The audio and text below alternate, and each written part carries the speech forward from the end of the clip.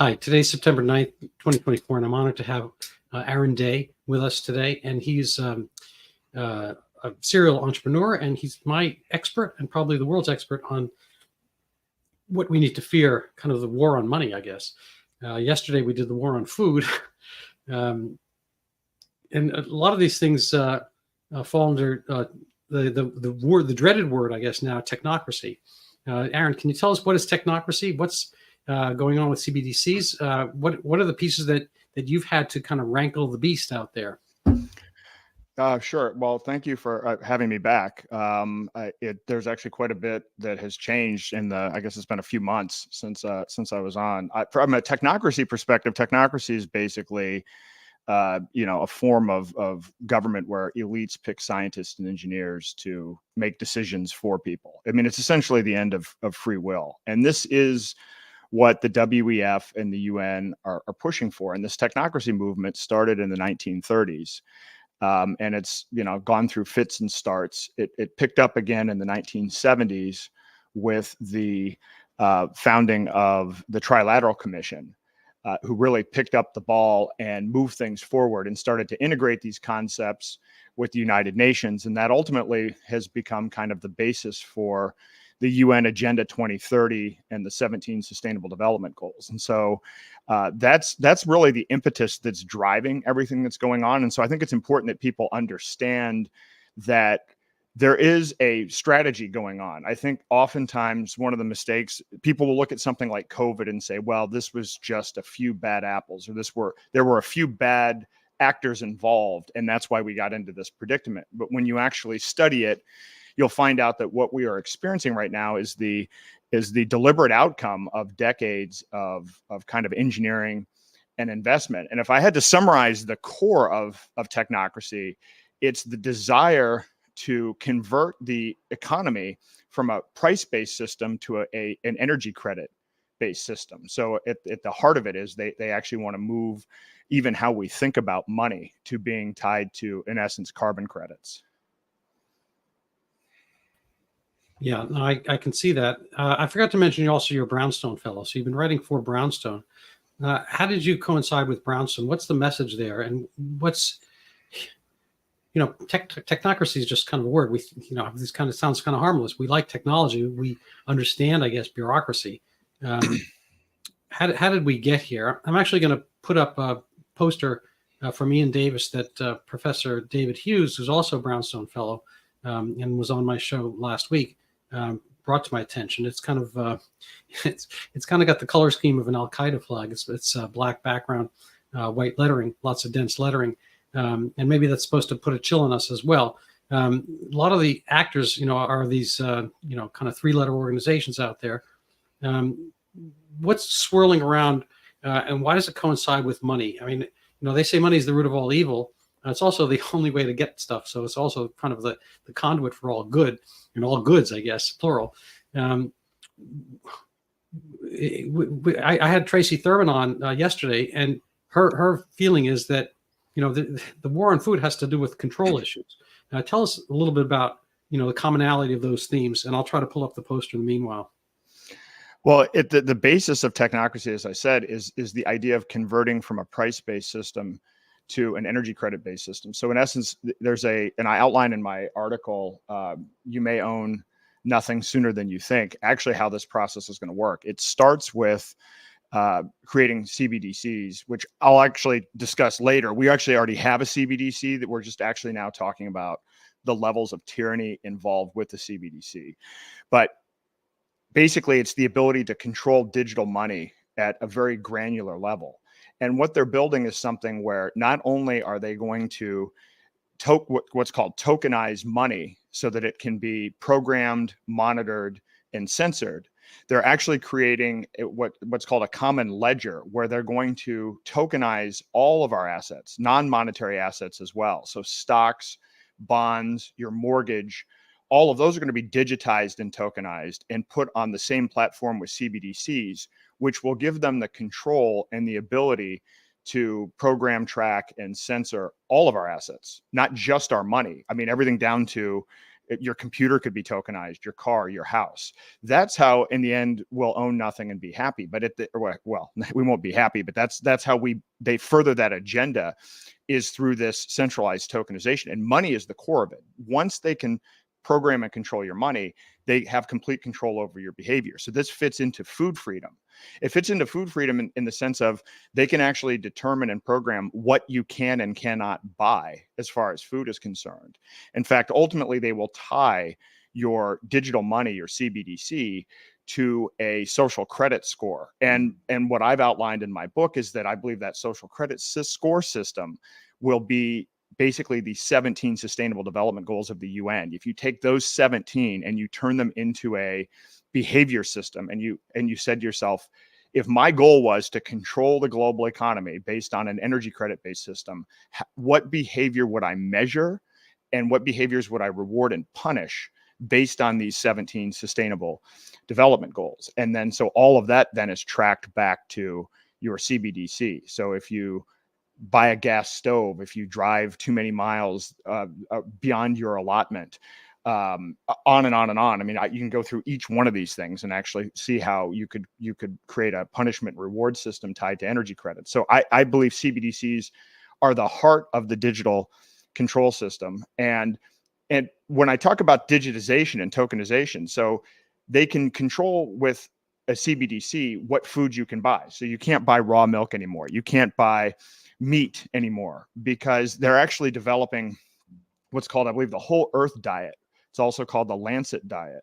And this Lancet diet essentially almost completely eliminates red meat as part of it. It actually adds added sugar as an element of the food. It's not even a food pyramid. It's more of a pie chart, which there is absolutely no nutritional need for added sugar in a diet. And this is where it introduces things like insect protein. So you're actually seeing this. So, and when you read the guidelines for this Lancet diet, you might think that human health is a priority in developing dietary guidelines, and it's not. They actually weight the different elements. So they would actually consider the earth and the environment and all of these other manufactured scarcity things that they're developing from on high. They factor all of those things in. Human health is not at the top 3 list of the priorities of these new dietary guidelines. And so that gives you a sense of how that gets tied into not only money, but when they start digitizing assets, your ability to even trade, they're going to digitize and tokenize the supply chain. So your ability to even sell something, your ability to sell raw milk or organic vegetables or meat, you'll be denied access to the system. So not only will what you have to buy and sell be tokenized, but then it's CBDCs that will be the only currency you can use to buy and sell those things. So there's a more profound issue here than just tokenized money. It's actually the tokenization of the assets themselves. And so this affects every category. So anybody who's an activist for any cause should be primarily concerned with CBDCs because it controls behavior. And so whatever your issue is, you'll have a very hard time advocating for it if your money is shut off for doing so. Yeah, I had a kind of a blurry picture of the planetary diet there. I'll try to get a better one. There was only a that tiny sliver, it's like the moon the day before it's a new moon. That much was, like a 2% animal protein. That's part of your diet. And the rest of it, I guess, is foraging. And it's designed like that based on their perception of carbon. That is the explanation for it. It's not. Yeah, they didn't. Yeah. It's so silly. Because, frankly, a lot of animals are more efficient at grazing than we are. If I could get, I don't know, who'd listen, Greta Thunberg or the president of the UN or Tedros at the WHO or Soros or whatever, I'd kind of grab them by that. I mean, you could look eye to eye. There's some animals that can look eye to eye and others can't. We tend to like the animals that can have, their eyes in front. There are pets, like cats and dogs and whatnot. And we have a little more sympathy with pigs than we might with chickens and so forth. But the animals on the sides of their head are prey usually, and they are grazers, rabbits and whatnot. And the animals with their eyes in front of their head have stereoscopic vision. We have it because we hunt. So if you look at a hawk versus a robin, maybe the robin is a bad example, but a lot of finches and whatnot. they have their eyes on their side because they're watching out for other animals that might eat them, squirrels and so forth. Whereas we have our eyes in front because we hunt. And so, we grab things, and we have, prehensile hands, with has nothing to do with post and prehensile, but to grabbing, to apprehend things, to pull things in. So that's what we are. It's what we've always been. And so it's kind of like anomalous to our, personal biologic mission to eat only vegetables. Now, we can be omnivores. We can eat other things. Like even my dog will eat other stuff. We give our dogs, actually, it's a reasonable analogy to what kind of we're going to be put on. Like the dog will get the taste of meat. There's basically Rachel Ray's got some, beef flavored grains. We're getting a lot of stuff that the grains that we can't even put into like, Special K or cornflakes. We put into the dog food, and we kind of have a tincture of the meat that we can't even, get into a hot dog and so forth. And then we call that dog food. And if you put a little extra meat in, they're happier because they are carnivores. So are we.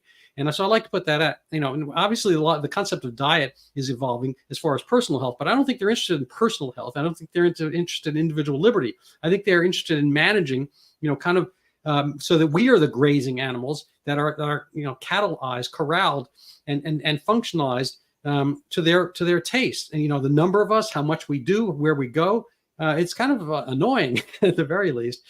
I was going to put up some of the actors who have it, but I don't know if you want to comment on that part. Sure. How do you see, what do you see if we had the kind of the UN goals? I'll see if I can put those up as well. We have the UN goals up there, and they all seem really nicey kind of things. Like people, it seems like the left always monopolizes the words. Affirmative action. How could you not be against some action that's affirmative? And equity and inclusion, diversity. You couldn't possibly be against those things unless you're a bad person. But the goals that they have on that UN list, I bet one by one, that's their conception of what is the right type of peace. It's their conception of what is quote unquote gender equality, and how many genders they are. Well, probably right there they all seem to only have 2, but I'm sure they can have 30 or 15, whatever they feel like having, and that would be the right thing, the right way to think. And this is kind of the essence of political correctness, not so much what is right or wrong, but what it becomes the political movement, and the only thing you're allowed to think is right or wrong. And so where did all this come from? What's the genesis of these concepts, and how does it play out? And maybe you can also define CBDC. A lot of times I hear it, I think of cannabis with CBD, but it's an easy way to remember it. CBD, central bank digital currency. Tell us where we are on the track of that, and how that relates to kind of, having a credit card and being tracked. Sure. Well, so we wanted to talk about the players behind this. So I would say the technocracy movement itself goes back to 1930s, and there's an organization called Technocracy Inc., which still exists today. It actually flourished. You can actually Google them and you'll find some really interesting pictures. I mean, it was a true-on cult where they would wear all the same suit. It was all the same color of gray. It was actually to the point where they'd become so sophisticated as an organization that General Motors adopted a technocracy gray color. So people were driving around. They actually had their own salutes, their own uniforms, their own color for their cars. And so this is where this really kicked off. But then they had a civil war in the 30s, and it didn't kill it, but it hampered it. But it was really brought back by Brzezinski with the found. There you go. There's some great images. It was brought back in the early 70s by Brzezinski, who made it kind of part of the Trilateral Commission and this whole push for globalization and technocracy. And so to me, when we talk about the organizations that are, I look at the UN, the WEF, the IMF, the Bank of International Settlements, and the World Bank as front organizations for this. And so, yeah, you've got all, so these are exactly the same people here. And I talk about this in my book, this other level, this you have the Council on Foreign Relations, Club of Rome. Club of Rome is where we get the scarcity model. The Club of Rome has been putting out material about we're all going to die. And the whole kind of narrative around carbon and all of that alarmism. I mean, even when you go back to Time magazine and everybody kind of pushing cover stories about the end of the world and things related to scarcity, that tracks back to the Club of Rome. But you also have the Trilateral Commission, which I don't see on there. I think the Trilateral Commission is probably one of the most powerful organizations behind this. The organization was started in, I think, 1972, and trilateral means North America, Europe, and Asia. And basically what they've done, their approach is to infiltrate governments from the top down. So for instance, in Jimmy Carter's administration, all but one member of his cabinet was a member of the Trilateral Commission. Every president since Carter has had multiple members of the Trilateral Commission, and usually the Secretary of Commerce, which is, by the way, what is involved with developing trade relationships, hence the push for globalization, have almost all exclusively been Trilateral Commission members. So they've done this in North America, Europe, and Asia. So they've been basically pushing their agenda for the top, from the top down. So this is why when I say to people are like, oh, well, politics is grassroots. And it's like, when you actually understand the selection process for presidential candidates, and then furthermore, how the process works beyond that for the cabinets, you'll realize that there's already kind of a shadow government going on. So that, and then you have the Bilderberg Group. And so these are the organizations that are behind the scenes pushing this agenda. And when you look at, so like the UN, the people at the UN aren't designing these strategies. The people at the UN are, the best way I can describe it is using taxpayer funds to match the efforts of the, multinational corporations, the WEF companies, to push the technocracy agenda, but to use the force of the state through the UN and to use matching taxpayer funds to push the agenda. So at no point is Tedros a, mastermind or the visionary pushing this. He's just a replaceable functionary and a figurehead that is acceptable and palatable to the world for pushing the agendas of these elites behind the scenes. And so when you look at the WEF, and this is the thing, because a lot of times people are like, oh, this is a conspiracy theory, which of course the CIA even pushed and came up with the idea of conspiracy theorists to basically prevent people from talking about inconvenient truths. But when you track this, and I put a lot of this in my book, I'm not using other people's opinions for putting together my conclusions. You can actually use their direct information as primary source material. So you use, WEF documents, UN documents, information directly from the Club of Rome. There's a great guy named Patrick Wood who has been a terrific, he's for 4 decades plus, he's been tracking the Trilateral Commission, Technocracy, and he's even compiled a database of who all of the Trilateral Commission members are. And I asked him for it, and he actually sent it to me. So it's not a public list, but he's been documenting it every year for 40 years. So he knows who goes on and who goes off. I think they serve 3-year terms. So, Jamie Dimon from Chase has been on. Currently, Larry Fink is on. So Jamie Dimon isn't technically on the board now, but he has been. And when you look at the composition of the Trilateral Commission, it's about half executives from multinational corporations. And then the other half is divided of people in the media, academia, and politicians. And so it's an interesting distribution. But to me, those are the people, and it's similarly sized. There are 400 to 500 people in the Trilateral Commission. I think 400 people or so in the Club of Rome. So when you take those 4 kind of shadow organizations and put them all together, because there's a lot of overlapping board members and participation, I mean, you're dealing with, 1,000, 1,500 people that are really the ones pushing this agenda through these other organizations, including large corporations that are WEF partner companies. So it's exhausting, like all the battles you have to keep fighting just to kind of keep, people out of your way. The kind of classic conservative is leave me alone. Leave me alone. Let me do my stuff. That seems very hard for others.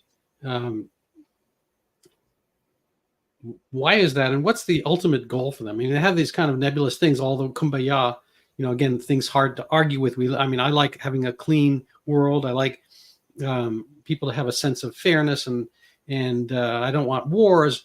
all that kind of stuff. But I always think that they tend to misjudge these things. I mean, we can just see the management of COVID, having strange and impossible ideals and ideas. This concept of zero COVID in 2022. I'm going to bore you for 1 second, but ages ago I had this dream. It's stuck with me because it's so absurd. I was in such tension and pressure. I had this huge cube of ice that like they used to sell in the a century ago, and it was a swelteringly hot day, and I was tasked with a lion tamer whip to keep that ice from melting. And so I was working so hard, but it was swelteringly hot. I was exhausted and hot, and I was supposed to somehow train the ice to keep it from melting, but it was going to melt nonetheless.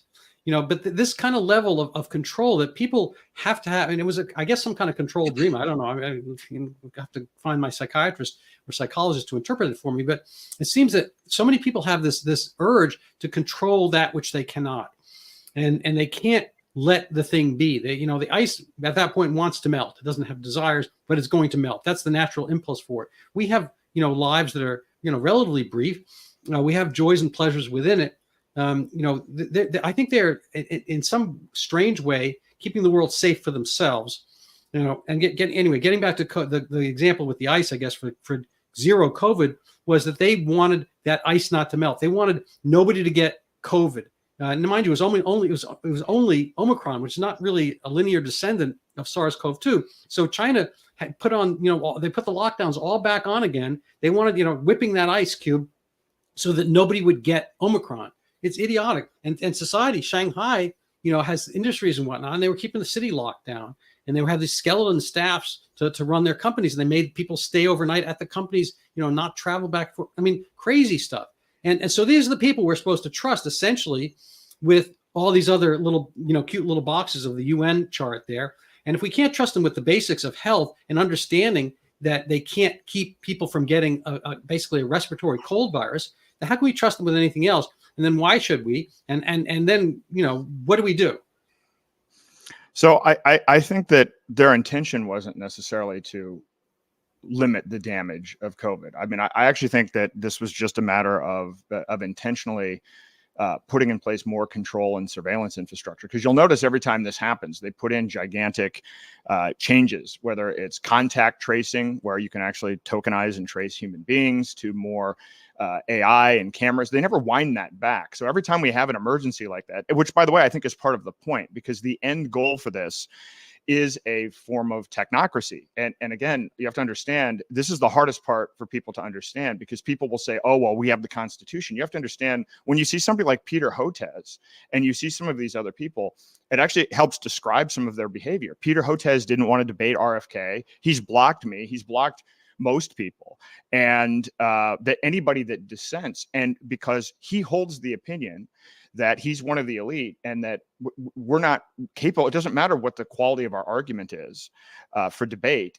He's part of the elite. We're not. And then their worldview is that they should have unilateral decision-making power. So they don't even consider our rights. Now, as to what the motivation is, I mean, this is the hardest part about this, because a lot of people want to get into conspiracy theories around, oh, it's these bloodlines, and it's this versus that, Jesuits and Freemasons. And I don't go there, simply because it's not necessary. From what I can tell, I'm going to paint what I think is the best case scenario. The best case scenario is they really believe this. They believe that we are going to destroy the planet and destroy ourselves, and that we have this situation of scarcity, and that they truly believe that the only solution out of it is the application of technology to the human condition, and that the only way to effectively and efficiently apply technology to the human condition is to have the best scientists and engineers. And of course, it's only the elite that can do this. Now, the problem with this, as you said, this model doesn't work out very well. I mean, certainly communists have tried this. We had Lukashenko during the Soviet phase and the tens of millions that died of starvation. You had the Great Leap Forward in China. It's not like this approach hasn't been tried before. It's been tried and it's always failed. But even if you give them the best of intentions, here's what the problem is. The problem is there's what we know, there's what we know we don't know, and there's what we don't know we don't know.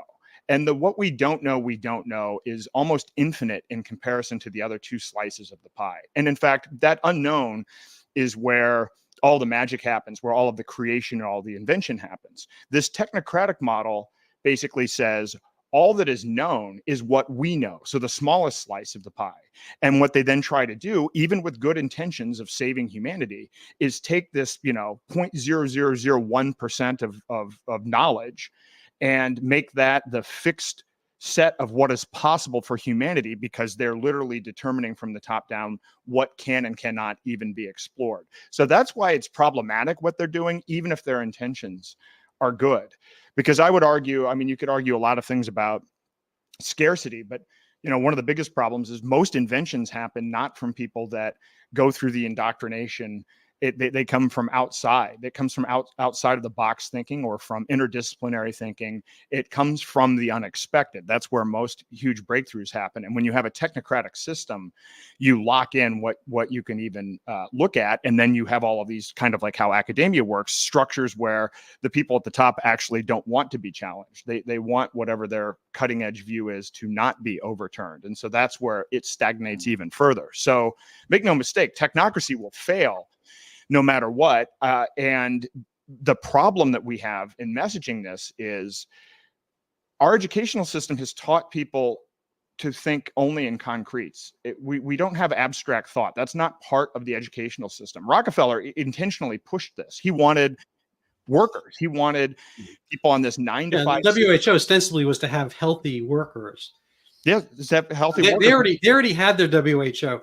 Places like Bar Harbor and Newport wouldn't exist, frankly, today. They wouldn't necessarily get formed the same way. But back in the kind of the Gilded Age in the early 20th century thereafter, there was no air conditioning extant in New York City. So they have hot, sweltering summers. And they would summer up in, Fairhaven and Bar Harbor, Maine, Kennebunkport, you name it, Cape Cod, Nantucket, Martha's Vineyard, Newport. And all these, big Victorian houses were built there, and they weren't worrying about their own health. They were fine. They could have the money to summer someplace else and winter someplace else and all that kind of stuff. So they could have they had the mobility to do what they wanted and get the best doctors. So with the WHO and that kind of thing was to kind of, as you said, it's not necessarily a bad idea per se. A lot of the things are not bad ideas. Well, they're not bad ideas, but they're ideas that aren't allowed to coexist in a marketplace of ideas. This particular idea is one that is an all or nothing. It's kind of like, to your point, the WHO was originally, what was it?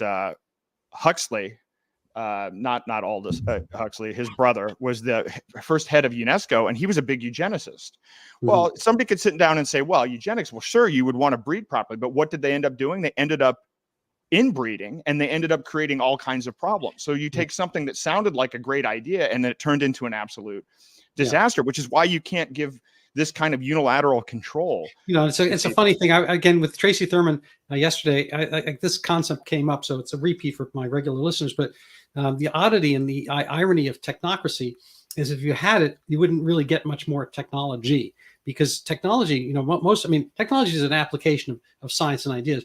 But the real innovation that happens is through bubbling up, is through kind of a decentralized system where ideas can flourish. A lot of the best scientists left controlled places and came here so they could let their ideas flourish. And part of the reason we had the Manhattan Project we're able to create the bomb and have lots of innovations thereafter is because we had a society that allowed more individual liberty of thought and liberty of action and so forth, and liberty of company creation. The places that tend to the best places with the least regulation. But before we do that, I got one interjection to ask you, because my Windows security says, do you want to allow public and private networks to access this app? It's kind of a subheading.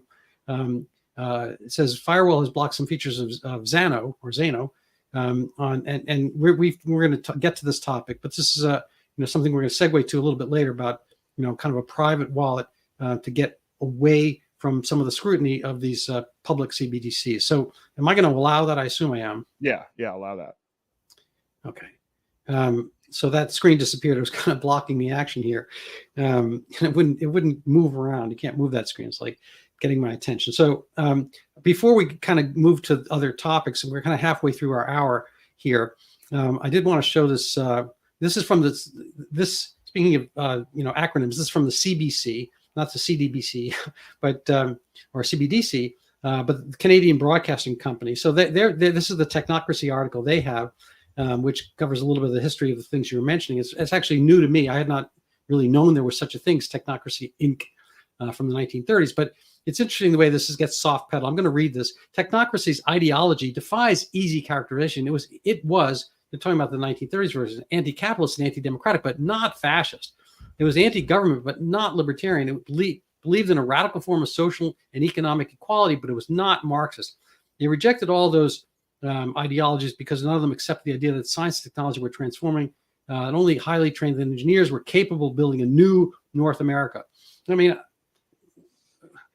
while other political parties and protest groups were touting plans for putting people back to work, Technocracy response was, don't even bother. The world has changed and the jobs destroyed by machines were not coming back. So maybe we could talk about what that actually is. What is the epithet or the label for that? I personally see that as kind of fascistic. But, it's kind of a putting into effect kind of corporatist ideas into the government structure, into the veins, kind of injecting corporatism into the governments, which I think is essential to fascism per se. That is the fascia, the bundling of all these different branches. But I'm wondering what you think, what label that is, and whether you see kind of an echo today in this, like, don't even bother having people work, kind of the universal basic income, and everyone should sit at home and kind of stew and kind of the I guess zoo, whatever the apt term for putting people in a zoo is, putting us in a corral, a farm, a zoo, having people being the commodity to be observed and watched, kind of not quite a gulag, but a nice gulag. Yeah, I think techno-fascism might actually be a good way to explain it. And I will say one point, because you brought up the Canadian Broadcasting Company.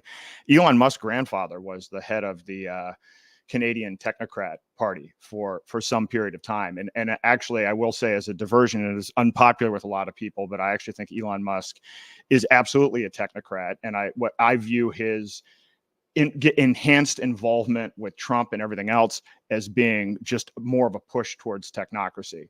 I actually think that when you look at what he said he was going to do with Twitter, he was going to turn it into WeChat. WeChat is the basis of the social credit system in China. So he is very much, when you hear him say, oh, well, let's just apply these ideas to the budget. Let's apply these ideas to this. Let's, in his interaction with Trump, he said, well, we need to have these big moonshot goals that we're doing as a government. So he's pushing a technocratic agenda.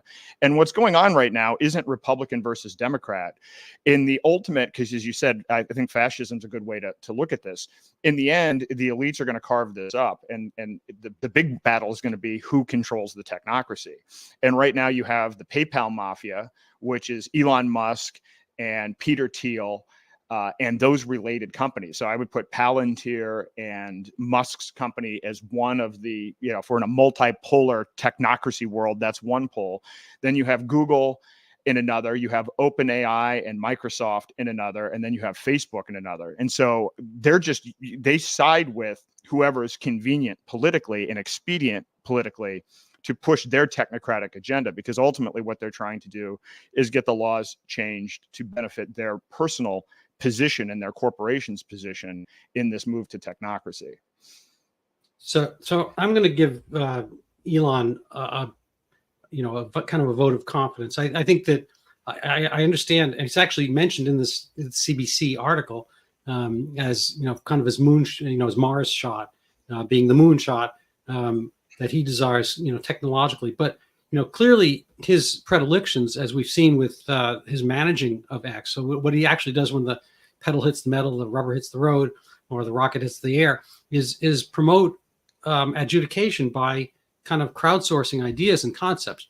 So I think he's actually been quite good at that, and with that, and letting and mind you, he didn't have to spend his time and money on X. He could have stayed behind the scenes and been as powerful as say Jeff Bezos or Zuckerberg, whatever, just having his money play, or he could have been kind of a Donald Trumpian figure and pay off candidates, who help benefit him and so forth, and probably stick it out in California by virtue of siding with the power structure. So I think he has a clear maverick strain, and it's not a matter ultimately of kind of dissecting his mind, because I think there are always going to be forces that have their own interests. I mean, self-interest, it involves various selves, and we can't kind of block people off.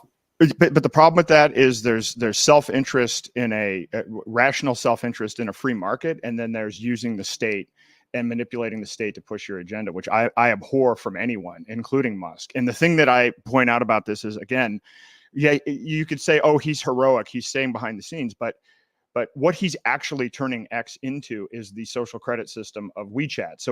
So this is actually an even bigger play and more control, because once he rolls out X payments, which by the way could end up being the basis for a CBDC in the United States, I mean, he's going to control payments. He's going to control information. If you look at what X transforms into, this wasn't a altruistic, I'm doing this to save free speech. He's doing this because he's basically going to be putting in the behemoth of what China has as a social credit system and digital currency system. And so again, I can appreciate what he does in the private market, but where it starts to blend, and I'll give you one example of this. So we had this whole issue about AI, and he went out and said, oh, we need to have open source AI. It's really important that we have open source. And then he goes and sues OpenAI. And he makes this whole play about he's always fought for open source, and this has been his whole push. And so then he sues OpenAI, and then they do discovery, and it turns out what he was actually trying to do was he was trying to get OpenAI for himself and buy it privately and push it through Tesla. So that to me was a very eye-opening experience, because it displayed, there's one side that he shows to the public in social media about being the hero of open source AI. And then there's what's actually going on in the documents, which is him basically having inside conversations about how he wants to take it for himself and roll it within Tesla. So that actually informed a lot for me, because it let me know his two-faced nature between what he says publicly and what he does privately. And I think it's very important that people look at this. And again, I can say, yeah, no, he's done a great job. But the problem with that is then all of a sudden, I don't like this white knight approach. Trump's going to save things. Elon's going to save things, because then what you end up doing is you end up giving power and control and rights, preferential rights to individuals. And that becomes the model moving forward. So in the future, when there are less capable people, they will still retain that control. That's what's damaging about it. I'm a little bit more optimistic. Maybe I am generally, but I think it has to be there has to be a staging and training ground. Donald Trump will pass this mortal coil, and Elon Musk will pass his, kind of acquisitive phase. And so forth. People move through various stages of their own life. What we really want is the ability to have ideas percolate. And does X have the possibility of having some of the control aspects you're talking about? Well, sure. But, currently it has the only real conduit for exchange of ideas and debate and seeing enough different sides of problems that people can come up with reasonable and rational decisions. Still within a limited context. It is still, I will tell you, and Chris Martinson backed this up as well. If you talk about the Federal Reserve or CBDCs on X, it is a shadow ban term. When I published the latest Zero Hedge article I had, I did a video on it, and my traffic went down 85% all across the board on X. And the content was outright restricted, and I got a label on it on TikTok. Nobody fact checked anything. The whole point of X was supposed to be we debate these ideas, and if the ideas are wrong, then the ideas get fact checked. Well, I've never been fact checked. Well, I was fact checked on one thing that was intentionally supposed to be a joke, but I've never been fact checked on any of my information regarding CBDCs. Specifically, this article, this Zero Hedge article, where I basically outlined the fact that we already have a CBDC, and now, and it's important that we acknowledge that, because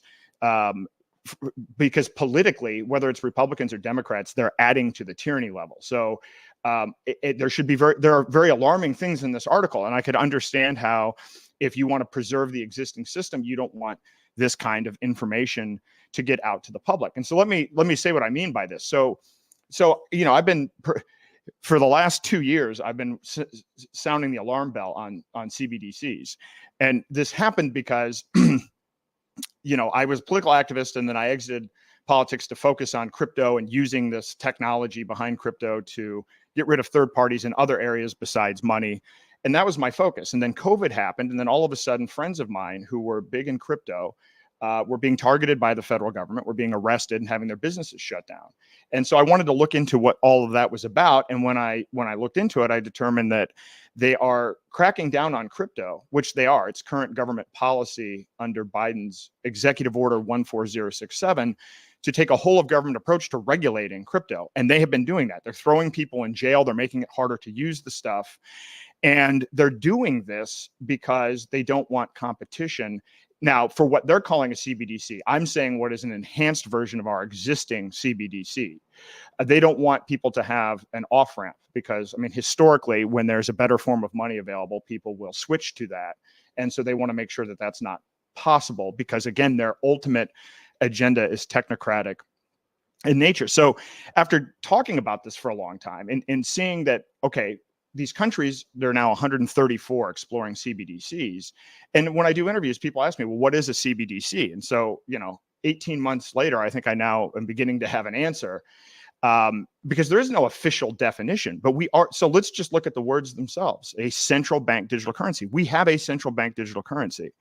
The way money is issued in the United States today is the federal government issues an IOU to the Federal Reserve. The Federal Reserve then creates money out of thin air in a database. They use an Oracle database to create. So there's $100 million bond issued by the federal government, and the Federal Reserve creates $100 million accounting entry in an Oracle database. So that is a central bank digital currency. It is digital. It is issued by the central bank. I mean, it's so from a very specific way. And I don't think a lot of people think about this. In fact, I know a lot of people don't think about this because I've read the legislation and I've thought about this a bit. Our money supply is already 92% digital, and it's been growing more and more digital over time. But there's nothing that says you can't have a CBDC and paper currency. And so actually, I went through all of the elements of what are people worried about when people think CBDC. What are they concerned about? And one thing they're concerned about is financial surveillance, and you'll actually see all of these politicians talking about financial surveillance, from Ted Cruz to Elizabeth Warren, and we have to protect the American people. We can't have this CBDC. Well, again, we already have a digital currency. It's already issued by the central bank. And here are just some of the ways that it's already being surveilled today. Subpoenas and court orders, which is the least area that's employed. Financial Intelligence Unit requests, Bank Secrecy Act reporting. So automatically, if you do transactions of a certain level, it triggers reporting. There's the Patriot Act, which allows the government to do a whole variety of things without subpoenas and court orders. There's NSA bulk data collection on our financial transactions. There's something called national security letters, where they can actually come to you and seize your bank account. And they actually make it so that not only can you not talk about it publicly, you can't even talk to a lawyer about your situation. So that's called a national security letter. There are suspicious activity reports, civil asset forfeiture, data sharing agreements, SWIFT monitoring for international transactions, mutual legal assistance treaties. And then the most recent one is IRS AI monitoring. So when you read the contract that you have with your bank, the contract says, amongst other things, that they can sell or share your financial information. They can change the terms and conditions without consent. They can change fees without consent, and they can cancel your account without cause. So that is actually the current state of your banking relationship. And now with AI technology, they're doing this with the IRS. So for people out there that are thinking, oh, I'm afraid of CBDCs because I don't want, Ted Cruz said this is going to be about financial surveillance. Well, Ted Cruz reauthorized the Patriot Act. Ted Cruz, it's not the central bank. Everything that you're reading on the screen right now, these different elements of financial surveillance, the Federal Reserve didn't put this in place. Congress put this in place, or the executive branch, but mostly Congress put this in place. So it's almost as if Congress is trying to make it look like the central bank is the bad guy, which they are. They're a completely unnecessary entity that's running a Ponzi scheme, but they're not the ones implementing the surveillance infrastructure. So what I would say to people is, well, if the IRS is monitoring your transactions, and the NSA is monitoring transactions, and then they can come in without warrants and do more, and they can shut off your money, how much worse can it get? right? That's not a future CBDC to stop. That is the present system today. And I know several people, including myself, that have lost bank accounts or had funds frozen. I've actually shared some video clips. Nick Fuentes, who I'm not advocating for his personal beliefs, but he's had 5 bank accounts canceled. He's even had Bitcoin transactions seized, and he's never been charged with a crime. There's Dr. Joseph Mercola, there's an endless list. There's Operation Choke Point, where there are 24 different industries of merchants that have been basically denied access to bank accounts and credit card processing. So this isn't a future CBDC. This is a present situation. So it's already digital. It's already initially issued by the central bank. Now, we also have commercial banks that issue digital currency as well. So the government writes its checks on this digital currency in an Oracle database that's housed at the Federal Reserve. And then when you deposit that check into your bank has its own database, an Oracle database or a Microsoft database, and they create for every dollar deposited 10 additional digital dollars out of thin air. And then they have to keep a certain amount of reserves with the Federal Reserve. And so people will say, well, that's different. Now you have, but who owns the Federal Reserve? The commercial banks own the Federal Reserve. So people that are trying to say there's this differentiation because we have central bank digital currencies and commercial bank digital currencies, that's a difference without a distinction for me, because at the end of the day, it's the same level of tracking, and it's all digital, and it's all controlled. So I think that they're actually shifting the narrative on this. They're trying to more narrowly define CBDC to make everybody think that it's something in the future, so that they don't question how bad the current situation is today, because it is already bad. That's just the surveillance aspect. You also have the programmability. So then people say, well, the real difference is programmability. CBDCs would be programmable. Well, if you've ever used a health savings account or a flexible spending account, the largest provider of that is Optum Bank. So it's a bank. So you have an HSA card, and you can only use that HSA card for a certain pre-approved list of expenses, and you can only use it at certain stores. You may only be able to use it at Walgreens versus CVS. Well, guess what? That's programmable digital money. That's our existing banking system with programming on it. There's all kinds of programming that goes on every time you do a credit card transaction. Multiple checks are done. Things are flagged. So an Oracle database and a Microsoft database can already be programmed. People have been programming those for decades. And so as I looked into this, there's really, yes, they can add more levels of the tyranny, but it's already unacceptable in terms of the level of tyranny that we have with the what I'll call the CBDC today. I get that. I'm going to put up this quote. It's not quite apt, but it's been on my mind. And I think it's reasonable. This is from some time ago. It's 40 years ago, at least. Government's view of the economy could be summed up in a few short phrases. If it moves, tax it. If it keeps moving, regulate it. And if it stops moving, subsidize it. At the core of this is really the central part.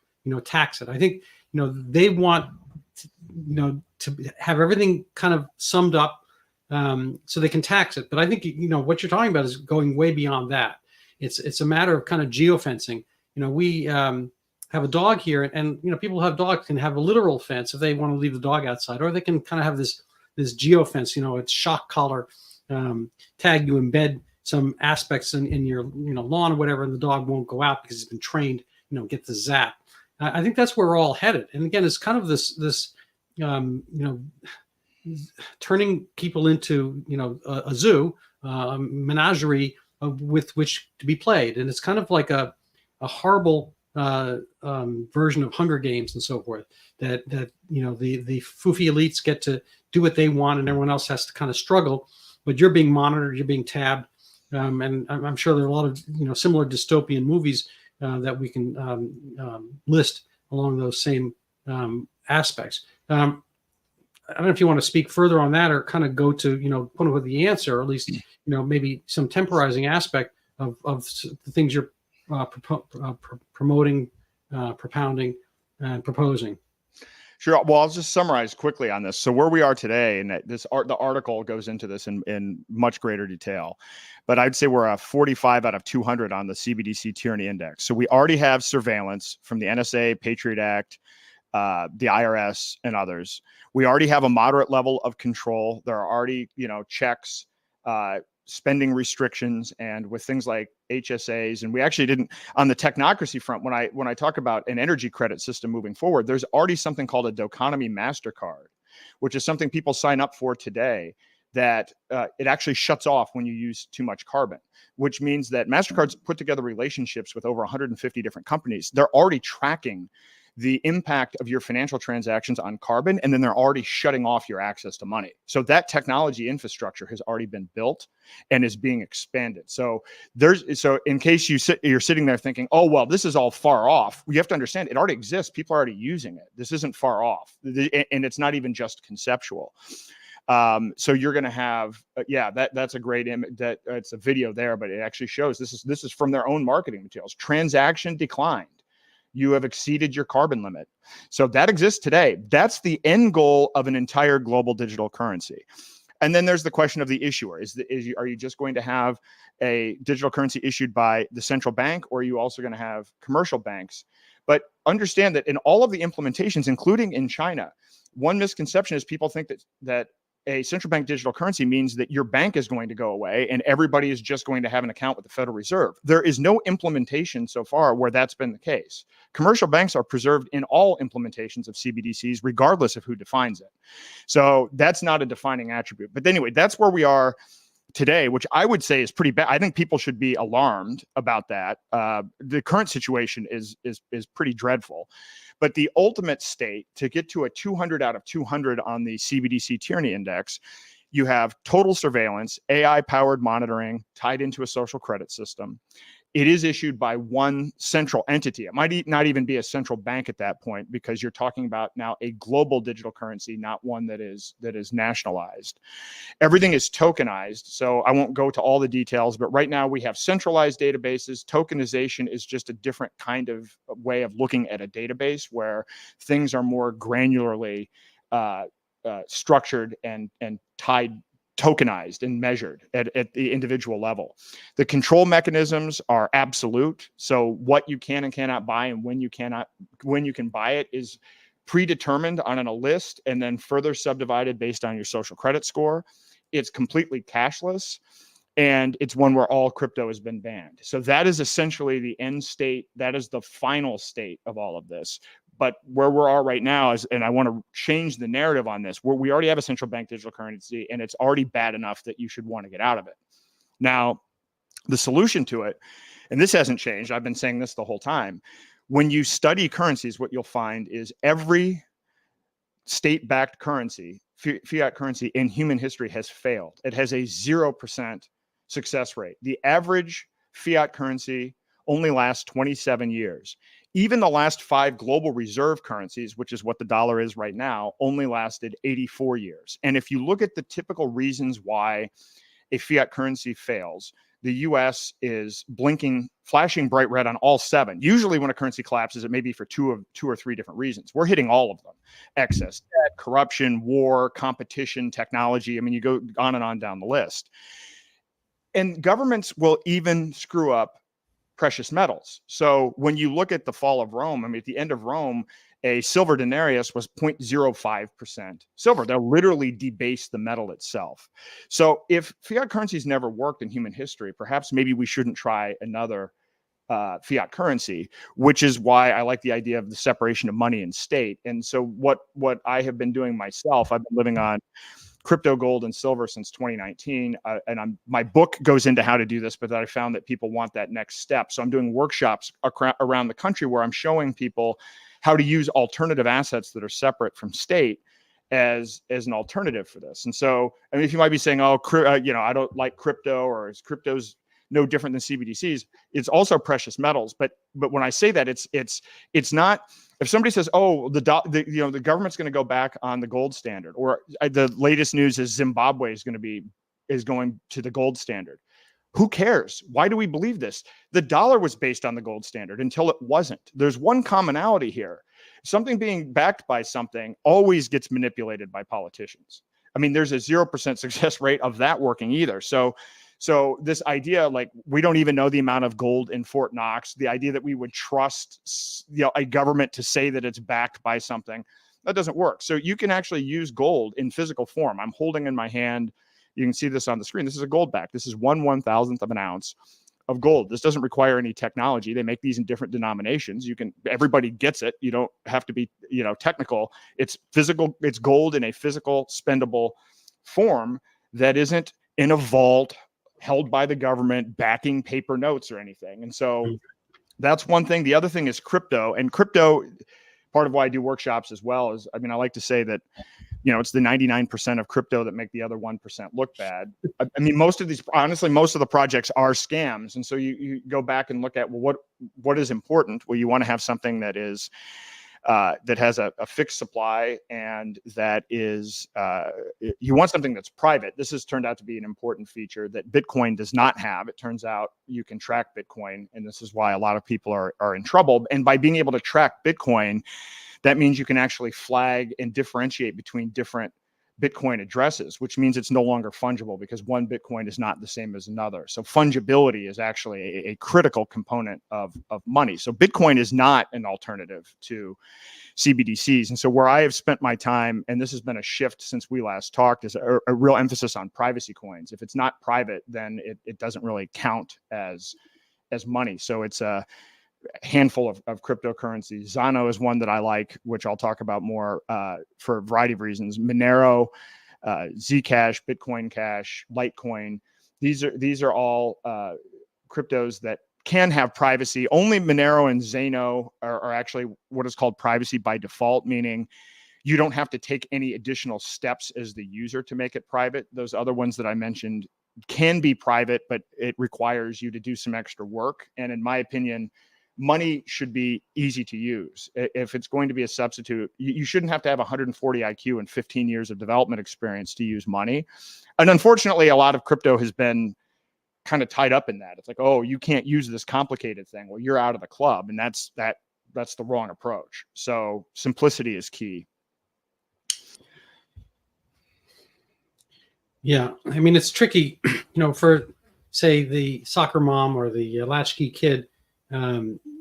You can have a card. I've traveled abroad, 3 or 4 times in the last year, and none of those times have I used any of the local fiat currency of my destinations.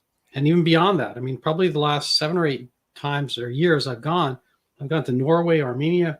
I was briefly in Qatar and what other countries? France, England, the Netherlands. Blah, blah, blah, all kinds of places. And I haven't exchanged, any money, because I use my credit cards, and it's very convenient, and you don't have to worry about exchanges and all that kind of stuff. It all comes adjudicated. You can kind of keep track of expenses. And then, traveling around, I pretty much just go with, I was listening to Adam Sandler's song, Phone Wallet Keys. And he's, 3 things he needs. And he keeps adding to those things, a little, passport and this and that. Anyway, but the essential, but I've kind of narrowed it down just to phone. My phone is my key to my car. My phone, gets me in and out of a lot of other places. I have my credit cards attached to the phone, so I don't really have a wallet. And my house, I can get in one way or another with codes. So kind of eliminate it. It's very nice. It's a nice thing. I don't necessarily want to carry around more things. I could see adding the Zano wallet and so forth, but it has to be transactional. Most of these things, fiat, the whole essence of currency is that it has to be, like a current of a stream. It has to be moving, and it has to be current as far as it's contemporary and usable. So if you and I have the secret way of, exchanging value, I have to want something from you and vice versa. But, most of the time I'm going to want something from, one of the other, 7 billion people on Earth, or, a couple of different, hundreds of millions of different transaction places on Earth. And it's nice if we all both speak the same language, and certain types of currency, credit cards seem to be that language. And certainly I think people are going to wind up with the ease and comfort of using what most everybody uses. So, how does this... Well, they will, except that what you're talking about is going to be what is completely programmed and controlled. You will not your credit cards are not going to become fair enough. So it's going to be a resistance movement. Your credit cards are already largely, depending upon what you're doing, controlled. You go travel somewhere and it gets shut off. You may have absolutely no. That happened. I was in Aruba over the summer. All of a sudden, nothing was working, and it turns out they had asked me some question. I'd get all these kind of political junk texts, and I had flipped their query into that bin, and I trashed it. And so they were asking about some transaction I'd done the week before, whatever. And so they turned me off. Yeah, I mean, it's a trick sometimes. And yes, I understand there's going to be kind of a massaging of people's behavior. You know, who knows how? I mean, I don't think it works out well. You know, you know, is that old joke? You know, people are revolting. You know, I've known that for some time. You know, it's kind of misinterpreted, double entendre of the word. I think the elites, you know, see the people as revolting. You know, unpalatable and whatnot. But at some point, they might literally be revolting. In Sri Lanka, again, this is from Tracy Thurman's talk with me. You know, and I was aware of it at the time. You know, not that long, within this year, they I think overthrew the government because they wanted to make farmers use, you know, only quote unquote organic fertilizer, take away all the type of, you know, ways they were able to make crop and feed people. You know, so when the government gets out of hand, you know, people will get, you know, down on the government. It doesn't always work. I mean, Venezuela, you know, it's top down management and go to hell, you know, seems to be the answer. And China seems to be getting away with a lot of stuff, and probably leadership in this essential movement. You know, how does it all wind up? I know, stay tuned. But how do you see it? Let's say social credit becomes a larger and larger, you know, arm twist, and getting people, you know, to be the good, you know, little doobies that they want to be, or, you know, the kind of zoo animals and cattle or whatever that you know, the elites see them as. You know, won't the mere kind of not using this, won't that kind of signal a flag that you are not part of the grid and that you will be shut off in some other ways? I mean, how does it all play out? Well, we either fight and defeat technocracy, or we submit to it. There is no coexistence with the technocracy. This is something that's very important for people to understand. So yes, we need to have resistance to this. Now, as to the Xana wallet itself, I gave you that as kind of an early experimental version of this, but they're integrating it. So I'm like you, I travel with my phone. I have one wallet called Cake Wallet that I can have multiple cryptocurrencies in. I can actually buy gift cards within the wallet and then spend the gift cards, or if the merchant accepts the crypto directly. So they're easy to use wallets. And then the big missing piece now is a point of sale system for merchants, where merchants can accept multiple forms of payment, different cryptos and gold and silver. But yeah, we have to use these the only way to beat this is to use alternatives. There is no political solution, which we didn't go into, but I could go. The Republicans are no different than the Democrats. And when you go through and you look at the CBDC tyranny index, what is being proposed by the Republicans is equally as bad as the Democrats. And it's in different language that people haven't read the bills. I've read the bills. The Republicans are pushing anti-privacy coins. They're pushing more tracking and regulation. They're pushing to have private cryptocurrency on a common ledger with digital currency. And their way of saying that they're not issuing a CBDC is by promoting legislation that gives commercial banks the exclusive right to create stable coins. And what this means is the private companies that have created, you know, basically tokens that are backed by or represent a dollar one-to-one, those are going to be put out of business, and the commercial banks are going to get the exclusive ability to issue digital programmable money. That's indistinguishable from a CBDC, from an end user perspective, from a tracking perspective, from a surveillance perspective. Giving commercial banks exclusive rights to issuing digital tokens and stable coins is the same as a CBDC. But people don't know what these terms are. And so people are like, oh, the Republicans are against financial surveillance. And actually, they're worse. The worst thing that could happen is we get complete Republicans or complete Democrats. But in reality, this Cynthia Lummis, senator from Wyoming, has proposed a strategic reserve. You know, so this is an example.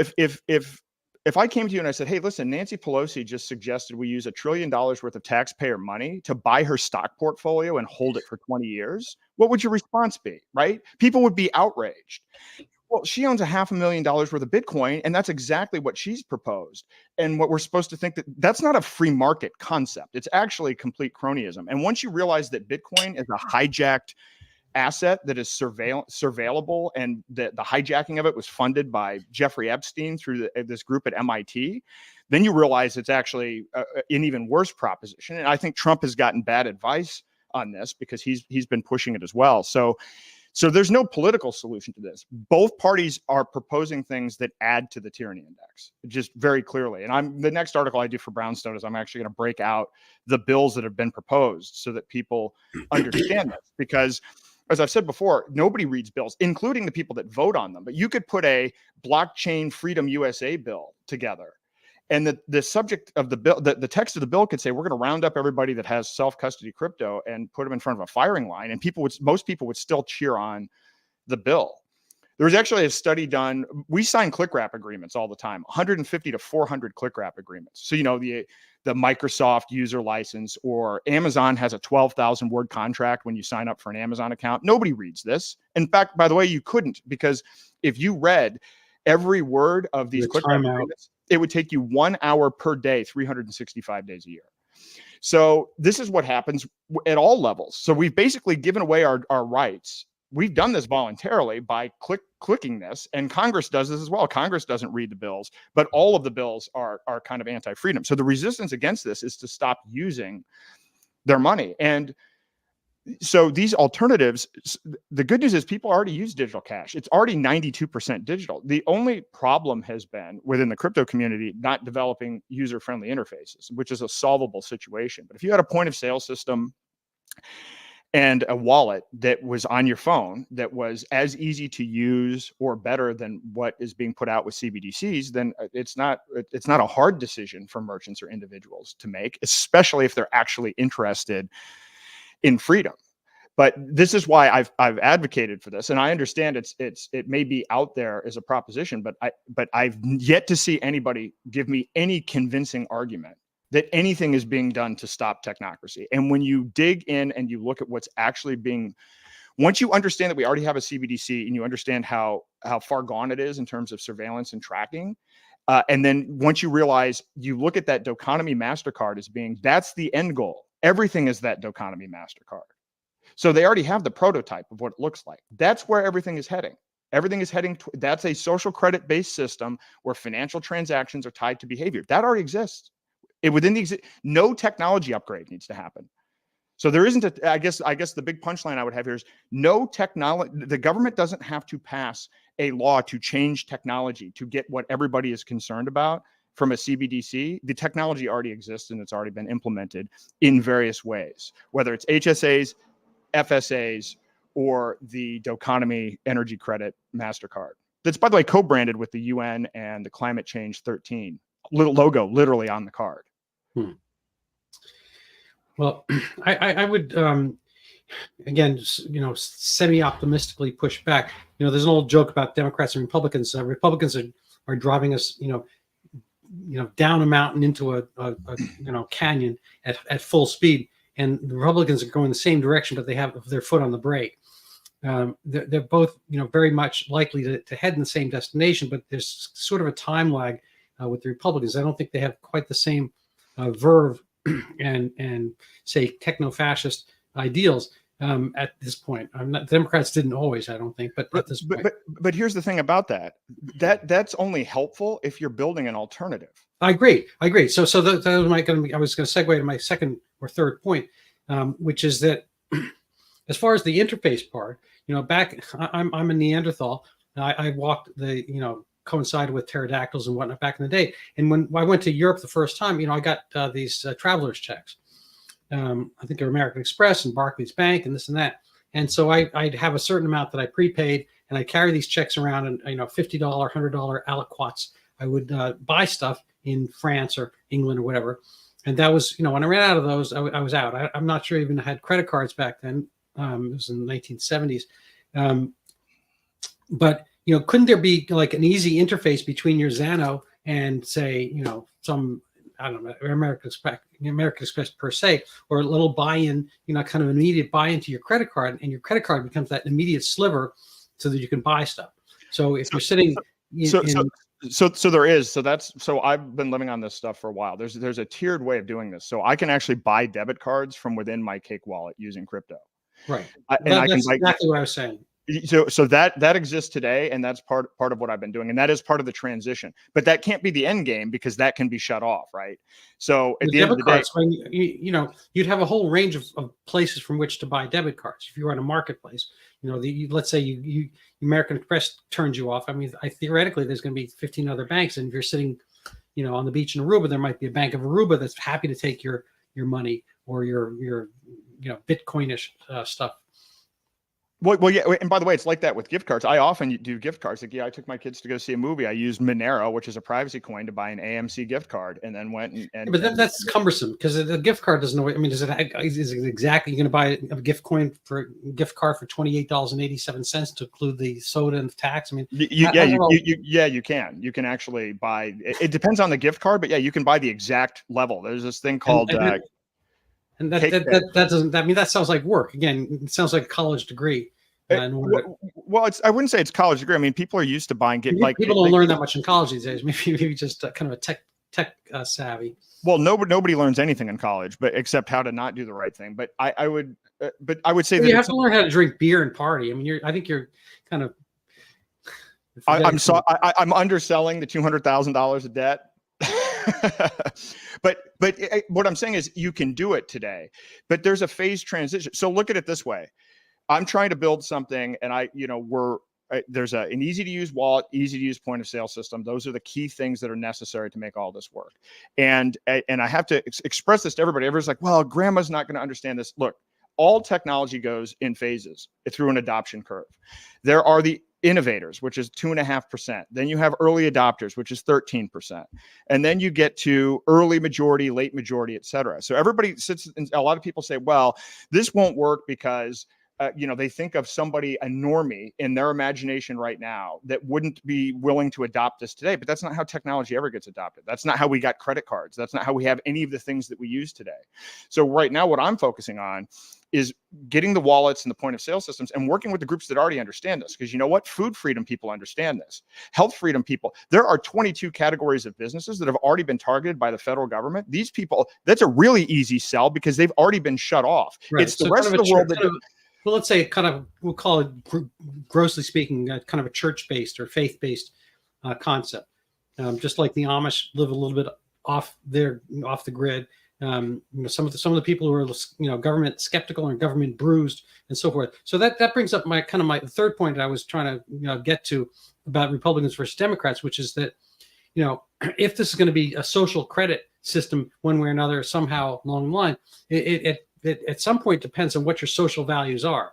And you might have the Democrats' version of social values, and you might have the Republicans, and you might have something, on one side or another or in between. But you have to kind of push your values. Politicians, are politicians. And if your values are firm enough, they will mold to those over time because they have their own kind of social credit system of reelection. Maybe over time they won't. So I'd like you to touch on that. And I guess we've kind of gone over the hour, but I'd like to maybe spend 5 or 10 minutes more and talk about something you brought up way earlier about money being a separate system from politics. I kind of see the EU as a bait and switch, a huge bait and switch. It was supposed to be a common currency for the euro, and then it winds up being this massive, kind of like Frankensteinian monster government without representation, and everyone's kind of a European now, and the national borders disappear. So I'm just curious. I mean, again, you can take either one or both of these questions, like who determines the social and social credit? The UN. I think we have a sense of WHO sensibilities, kind of this, kind of leftist, progressivist version, transhumanist, and who knows what else coming down the road towards us. We'll call it techno-fascist, and then the other one would be, how money becomes kind of the Trojan horse for a lot of these concepts. So I guess I'm going to write an article about this. This is in the queue. We already have a social credit system, just as we already have a CBDC. And the people that are pushing it are the same people that push the Republicans. Republicans and Democrats don't have control. I've run PACs and political organizations. None of these politicians have any of the control. It's all controlled by who controls the money to get them elected. They don't write the bills, by the way. People ought to ask, but Cynthia Loomis didn't write her bill. They should be required to disclose who wrote the bills, because these bills are written by the lobbyists and the bankers and everybody else. It's always been that way. Even the people who are the prime sponsors of the bill didn't write the actual bills. And so, but we already have a social credit in the US. And what my article is going to focus on is, if you look at the 17 Sustainable Development Goals, of the UN, you can actually map it to tax policy. Our social credit system is through tax policy. Even something like the 401k, which is, by the way, a scam. And we haven't even had time to talk about the great taking and the fact that actually we don't own the stocks, bonds, and 401ks in our portfolio. We legally don't own them. We don't vote the shares. And when there's a financial collapse, it is the secured creditors that will end up owning all of our assets. And so that's actually an important topic to discuss, but and not a well understood one. But if you look at the 401k, well, how does it work? Well, through tax policy, there's matching funds from the employer that you can put in a certain amount pre-tax, and you're penalized if you take it out before you're 59 and a half years old. How is that not a social credit score? How are the way that we handle student loans, the way we differentiate with healthcare expenses, everything in the tax code is an element of a social credit system. We just don't have a good user interface. We just have a lot of bureaucracy. Our social credit system is, 100,000 pages of text with no user interface, whereas China at least has a friendly user interface. But our tax code is weaponized, and it already is a social credit system. And I'm going through now and looking at, because I'm curious about these things. Where did 401ks come from? Well, it came from the Revenue Act in the 1970s with a Democrat-controlled Congress under Jimmy Carter. And so you look through who actually pushed that at the time, and then who was behind that. And then it's like, oh, wow, we just have these assumptions about my 401k is my retirement, and I don't even think about it. Most people don't know what's in their 401k. There are people that will be advocates all day long against the COVID vaccine and all for vaccine choice and not realize they have Moderna and Pfizer in their portfolio. I mean, this is the system that we already have set up. So for the big blocks of our economy, it's already predetermined. So I don't think again, I'm going to go back to the Republican Democrat thing is irrelevant. This is technocracy elements versus technocracy. I don't think it's irrelevant, because I think that in order to have freedom, it's not just the money thing. I think you need the First Amendment, you need the Second Amendment. And we haven't had those in large. The Bill of Rights has been shredded since. No, I understand, but if you have somebody who willingly has in public has talked about gun confiscation is like the first order of business, and you can either vote that president or the other one. One is tending towards individual liberty, and the other is not. I know. Trump was worse in actuality about guns than Biden was. He actually passed the bump stock ban. You can go back and look at there's a whole misconception here. Apparently people forgot about living through Trump's term, or actually looking at what he passed and didn't pass. He was actually worse on guns than Biden, not necessarily in terms of stated policy. So again, the current election is between Kamala Harris and him. And she's talked literally about gun confiscation, like, house to house kind of thing. And Raphael Warnock, is kind of in her, coterie there, and said, yeah, that's first order of business. I mean, that, it remains to be seen. I think one has a tendency to do it and the other doesn't. So I guess I would go back to this. Your analogy of we're heading off a cliff. It's a question of whether you're pushing on the brakes or not. If people aren't going to start diverting energy to working on an alternative and are going to continue to believe that playing within the two poles is going to be a survivable solution, then we should collapse faster, because we're literally So let me ask you how things are playing out in the UK. Just as a slight prologue. They have basically a two-party system. They have the Conservatives and the Labour, and the Conservatives let people down in the way you're suggesting. I think they're worse than our Republicans, but in the way you're suggesting Republicans do. And they're all part of the uniblob, globalized coterie. I get it. Okay, fine. They had their pseudo-Trump, Boris Johnson. I think he was, fake and, made out of, cotton candy and whatever. And so the voters said, okay, it's kind of like the Soviet myth about, you pretend to pay us, we pretend to work. You're not represent. The conservative voters said, you don't represent us, we're not going to come out and vote. And so they didn't. And so far as they had a very, very low turnout, and they split their vote. They went to Reform UK, and lo and behold, they got worse. They got Keir Starmer, and he's on our list there as part of the Trilateral Commission, by the way. And they have kind of a much worse tyranny than the Conservatives. So Conservatives bad. I get it. Okay, the Labor much worse, and you have to live through it if you can live through it. They're corralling people. They have two-tier Keir, they're corralling people based on political views. It's kind of the George Floyd paradigm. If you're, protesting George Floyd and you're in that demographic, you're all, to be applauded and whatnot. If you're kind of basically the white version of George Floyd, they had the 3 girls killed, and you're doing George Floyd-like protests for the same basis, and you're paler, then you are kind of January 6th, if that's a verb, impaled. And that's the end of you. And then, I guess, Solzhenitsyn went to the Gulag. He was a tough guy, and he had his religion and faith, and ultimately the Soviet Union fell. But not everyone can wait for that. No one has that kind of stamina and patience.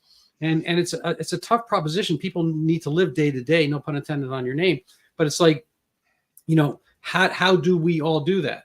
And it's like, I think there's a very, so I've got a lot of libertarian friends, and, they always, in Massachusetts, doesn't matter for whom they vote, because we're, pretty much, aside from Ronald Reagan's second term, we pretty much only go one way in presidential elections. So fine, they have an easy choice here. But in other places, it's analogous for me to like going to the Super Bowl, and you have the, you can bet on the Chiefs or the 49ers, say, and you come wearing a Jets jersey. You're voting for somebody. It's a binary choice in that Super Bowl. And you can, figure out how you want to profit by it or who you want to root for. But to go with a team that's not even in the running and can't win the game unless somehow the Jets team managed to, impale the 49ers and put on their uniforms, it's a tough proposition. And so what you're winding up with is 5 years of tyranny in the UK or longer. So I guess, again, I'm going back to, it doesn't matter. Don't bet on or watch the Super Bowl. Build an exit. No, I'm very serious about this. Literally, if we don't exit and build, we have nothing.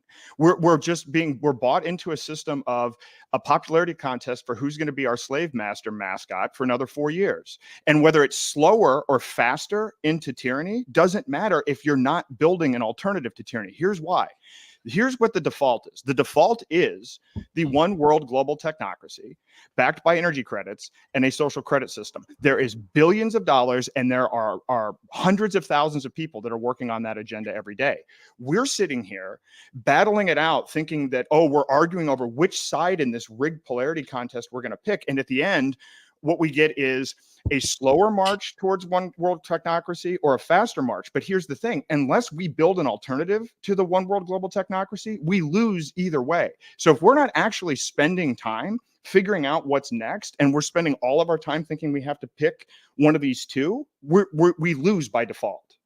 That is actually how we lose. This is why I'm doing so.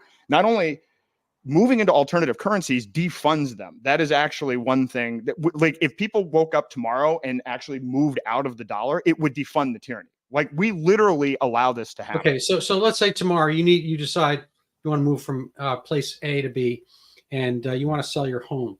Are you going to only be working within the realm of buyers who have Monero to buy your home? I don't even care. I got out of my home. Okay. Let's go back to like the founders of this country. Like, if we're not going to risk something, if it's like, understand the default is they'll get us slice by slice. All of a sudden it's like, I don't want to lose my house. And then all of a sudden, you're in a carbon, eminent domain because you're in a carbon area, and then your house gets taken away from you. And most people will sit in fear, voting in these rigged elections, having slice by slice taken away every 4 years. Right. When you look at how much if you look at the Bill of Rights and you actually dissect where it is, then you look at $35 trillion in debt, and then you look at how surveilled our financial system is right now.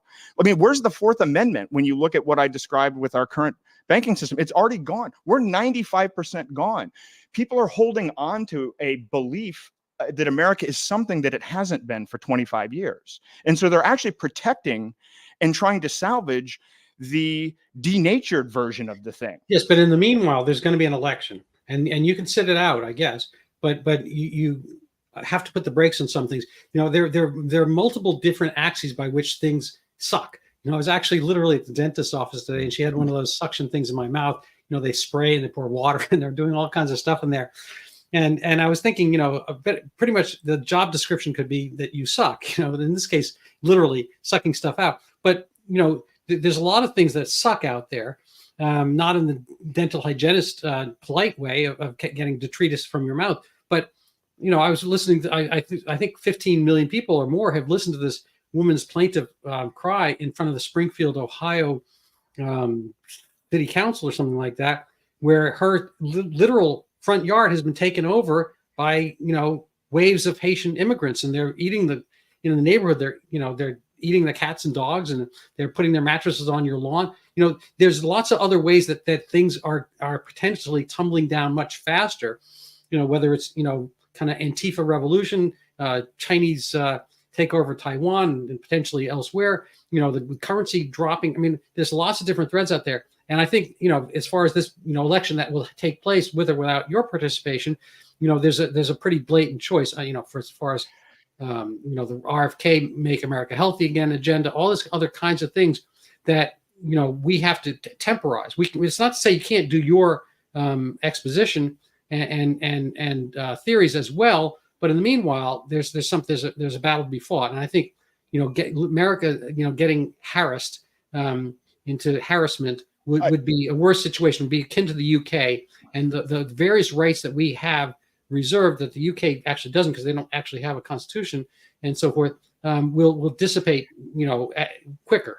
Anyway, that's kind of my thought on it. So I actually I've tried to pound this home at the last couple of brownstone retreats, because two retreats ago that people were like, DeSantis is going to win. I'm like, DeSantis isn't going to win, and I'll explain why. And then people are like, RFK can actually win, and I'm like, you're effing nuts. He had no chance. Do you know why? That's my Super Bowl analogy right there. But here's why, though. It's the Super Bowl analogy. The reason why is 74% of Americans can't identify the three branches of government. 50% of Americans don't know what the Electoral College is. Only 30% of eighth graders passed a civics test. 28% passed a history test. The voter is no to low information. Elections are won by big data and AI from party machines. It has nothing to do with policy, and it has nothing to do with candidates. And no matter who's elected, they can't fix it because of how corrupt. Right. Well, the populace may not deserve anything better. So let me ask you a separate question. Your kids, you mentioned peripherally, so you have kids, and by the nature of that word, I assume they're in school. On whose turf are they getting schooled?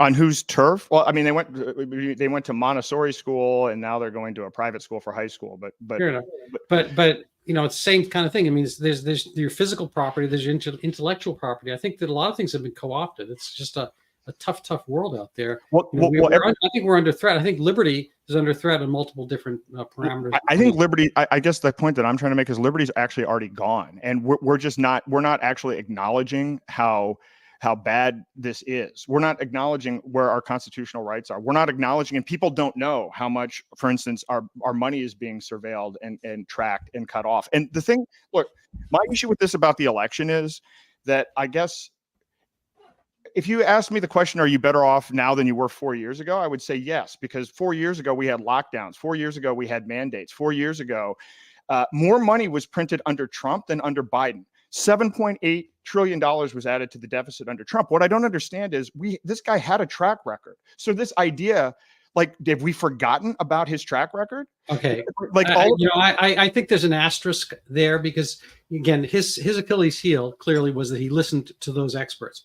And this was, I think they were trying to get him in a number of different ways. He was skeptical enough to turn down the Paris Accords, skeptical enough to turn down the JCPOA, and he I think was initially skeptical enough to turn down COVID. And if you listen to his words of early March, he said this is blow by and whatnot. I think there was a meeting, and I think he was given a bill of goods that people should have known better. I've got an article or two or three on Brownstone on that topic.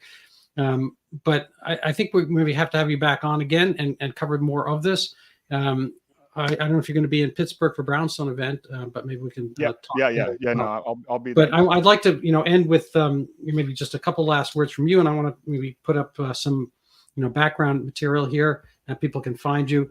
Here is daylightfreedom.org.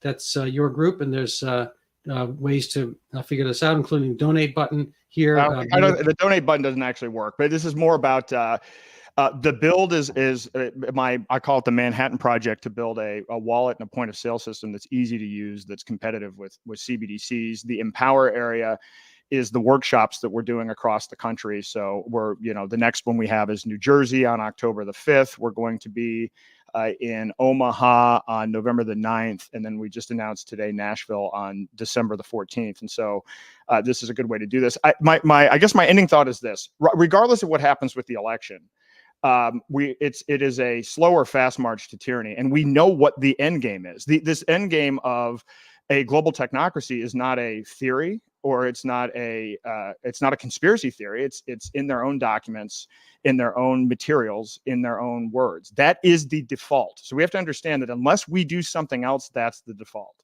So whether we're doing the slow fail or the fast fail, my thing that I want to say to everybody is we have to start putting attention on building the alternatives. So we make 35,000 decisions as human beings every single day. One choice in November, one decision in what I would argue is a rigged polarity contest is not as material as the decisions about what you make, deciding your own health, what currencies you use, and starting to build alternatives. And we have to start allocating some amount of time to that, because if we're just spending all of our time worrying about and analyzing whether we're going to fail slow or fail fast, what are we failing slow or fast into? We have to have the alternative. And this country was founded on first principles. This country was founded on people who debated first principles. And I've been trying to get people to kind of open up to this idea. Let's revisit those first principles. Have we learned anything in 250 years? Let's go back to first principles. So do you buy into, are you a founderist? What does that mean? I just made the word up, so a little bit tricky. Do you ascribe to the American Foundation, the American founders' ideas? Did they have good ideas? Or when you say look back to those, do you want to rewrite them, or do you want to have people kind of get more knowledgeable and adopt them? I think they were brilliant at the time, but I think to not actually revisit them from first principles and debate them after 250 years is probably a bad idea. And I will say this for the following reason. If they were alive today, they would say, burn it down. That is my belief based on what I've read of the founders. They would look at this in absolute horror about what has happened to this country. Yeah, but burning it down is a tricky proposition. Well, I mean, I guess not necessarily burning it down. Well, I mean, whatever. No, I understand what you meant, but the way they burnt it down was by going to war. And many of them lost their lives, and had they lost the war, they would have lost their lives entirely. And I mean, obviously, you lose your life, it's entire, but the whole bunch of them would have been rounded up and put away. So they put their lives on the line for principles. And I understand things are, anyway. It's an interesting proposition. My only issue is that if you went back to first principles of today, I'm not sure people are principled. I don't think they have necessarily the same backbone. People, have decided kind of religion's an outmoded modality of thought and whatnot, and they think they have they think they have something better. But most of the time, it's some secular version of religion. It's a wokeism, for instance, and all other different kinds of this all the kind of pablum put out on the UN little set of stamps there that people have these little ideologies. Climate, I think climate is a religion. I think, kind of the cult of Greta and that kind of stuff. And so if we went back to first principles, it would really, the answers to every question is it depends on whose principles. And I think personally the founders, contextually that, from our perspective, they might have, everyone brings up slavery, but I think on the whole, they had kind of a firmer grounding in philosophy and moral failings than perhaps we do here today. But at the same time, I had the privilege of speaking at G. Edward Griffin's Red Pill Expo and had an opportunity to chat with him. And what he actually said was similar to what I'm saying, is that America was the 0.5%, then getting the 3%, then getting to 15%. That's how we won the American Revolution. So nothing is ever done with 50% plus one. So any of these things solved at the ballot box is not. My only problem is we had a food fight right now. I think Antifa might come out ahead, and that would be kind of a bad thing. We have a revolution. We might want to wind up with the French Revolution, not the American. I guess what I'm suggesting is we should get some of us together that are principled and philosophical to have that conversation, to begin that conversation, because I've looked at, I actually started doing this. I started writing an article out. I actually gave a presentation about this, and I was looking at kind of the foundational principles and then how those foundational principles were translated to governing principles. And then when you actually start looking back at this, well, right, how does this account for AI? I would argue that, and again, even in taking this approach, my approach isn't I have a better way. I actually have a whole bunch of questions that I think it would be good to get people that are intelligent on multiple sides of the issue to debate these things, to actually begin to have a debate, because we don't have an answer to 15-minute cities. So as we're slow or fast failing, I'm going to go with 20-minute cities. Well, whether it's 20-minute cities, but when that failure happens and they roll out something concrete, what are we rolling out? Are people? Well, that is always the problem. That's exactly the problem I mentioned before about affirmative action and diversity and all this kind of stuff. They come up with the ideas. They have the idea factory, but until you kind of take back some of the institutions or make new ones, I think it's the same issue. So, Andrew Klavan talks about this all the time, that the culture is won at the cultural level. Well, so you can't just keep fighting all the time. You have to have your own institutions, your own ways of putting the word out, your own movies, your own this and that. So there can be the debate of ideas. But insofar as there is a debate of ideas, I do think X is the place where it's happening right now. I'm going to have to end. My dog is literally barking. I got to get moving with things. And I want to, before I leave, give a slight self-promotion, if I may. This is... if you want to help support my podcasting, you go buy my book. It's even better if you read it after you buy it, and read it and buy it, and then leave a nice review, or tell me what's wrong with it. But this is about the Zika microcephaly pandemic. And I was mentioning to Tracy Thurman yesterday that it coincides with some of these concepts we talked today, insofar as as its technocracy. This was listen to the experts, boondoggle. We didn't really have it hit home the same way COVID did, but there were all kinds of gross miscarriages of justice and liberty happening throughout Brazil and parts of the Americas, plural, at the time. And the people were told not to have kids until there was a Zika vaccine. 10 years later, there's no Zika vaccine. There would be no kids if people had listened to those experts. Insofar as they did, there was misery, and there's been a declining birth rate in all kinds of places in Northeast Brazil, and kind of a dearth of kids because people listened to this thing, Zika microcephaly conception, which was never scientifically proved, and people ran with it.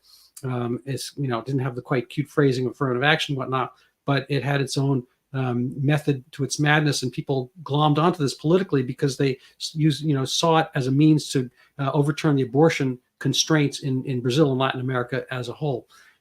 So people, manipulated this concept and aggrandized it and put it out there in kind of a macabre and ghoulish way. So if you want to help learn more about this and fight back against the man who puts this out, buy my book and we can talk about it. I have a webpage, randybach.com, and you can contact me there, and on X at Dr. Randall Bach. Excellent. All right. Well, thank you so much, Aaron. I hope to see you soon. I appreciate this, and stay around for a second. We'll chat. Thanks for everybody. Thank you, Aaron.